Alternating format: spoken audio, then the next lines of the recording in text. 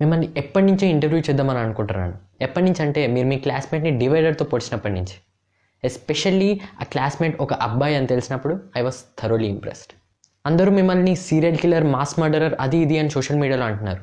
కానీ నాకు మాత్రం మీరు ఒక పెద్ద ఫెమినిస్ట్లా కనపడుతున్నారు.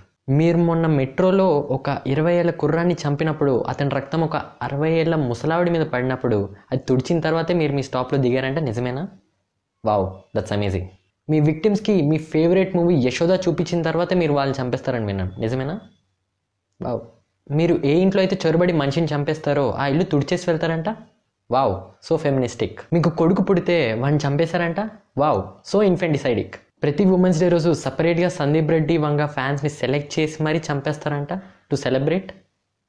వావ్. ఎప్పుడైనా ఒక మనిషిని చంపుదాం అని అనిపించి వాళ్ళు బైసెక్షువల్ అని తెలిసాక కన్ఫ్యూజన్లో పడ్డారా? అంటే చంపాలా లేదా, ఓన్లీ ఒక చెయ్యో కాలో నాస్ట్రిలో కోసి తీసుకెళ్దామా అని. మీ మీద క్రిటిసిజం ఏముందంటే మీరు విక్టిమ్ని చంపేటప్పుడు ఆడపిల్లలా ఏడవకురా అని అంటారని తెలిసింది. ఎంతవరకు నిజం? ఏంటి మీరు ఫస్ట్ టైం ఒక అమ్మాయిని చంపబోతున్నారా? ఎవరిని? నో.